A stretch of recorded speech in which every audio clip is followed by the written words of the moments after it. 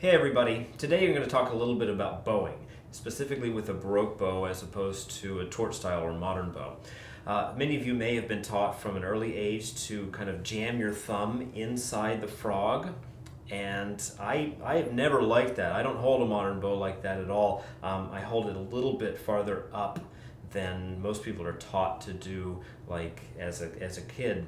I just find it more comfortable and feels a little more natural. So I kind of take that a little bit farther with the baroque bow, and I like to hold it maybe for the thumb to be about an inch, inch and a half above the frog. There is no standard. There was no standard, and there really shouldn't be a standard. It depends on your bow, it depends on your violin, it depends on your technique and what you were taught. I know many professionals who hold the bow quite far up, and others who hold it more close to what you might see in the symphony orchestra.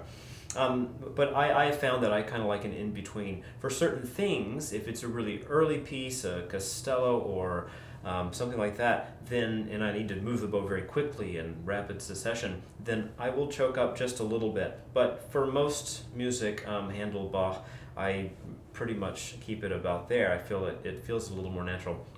The first thing you're going to find is that it feels like the bow is going to slip out from your finger, especially if you're nervous and you're performing publicly. I've had that happen, we all have. The one thing that you can do is not only just with time you'll get used to it, but also you can either have a grip put on, like more of a kind of modern grip put on. Some people do that, just a little leather or rubber. There's also something that you can get in the hardware store called a heat shrink, which basically is for electrical wiring, I believe. And you can place it, make sure to get a size that's appropriate for your bow. You can unscrew the screw and the frog and slip it over the stick, and it fits right over, and then you take a lighter or some sort of hot thing like a hairdryer, and it will shrink to the bow. It's not going to damage the bow at all, but it just provides a little bit of grip, and it's kind of nice for that security. Let's talk a little bit about articulation with the baroque bow.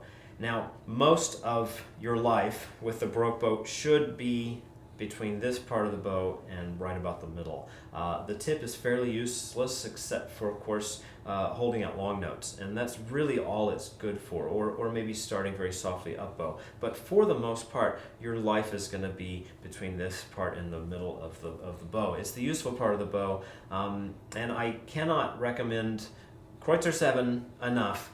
I know it was written technically outside of the Baroque period. You can find something else, but I find that Kreutzer 7 is just kind of brainless enough to be a good exercise for this. And the bow stroke is called collet.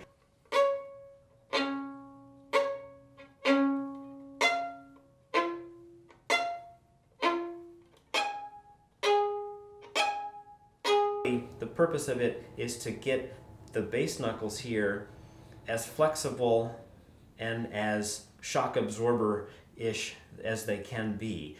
You need this in modern bowing as well, but especially in baroque bowing, because a lot of it is so out of the string. I won't say off the string, but just out of the string. You want to be able to lift the bow at any point, and you can lift the bow a lot more successfully and quickly and have a lot more agile control over it if you use these knuckles rather than using the arm all the time. And it kind of proofs in the pudding, really. So I'll do this kind of slowly. It's the jig from the D minor partita.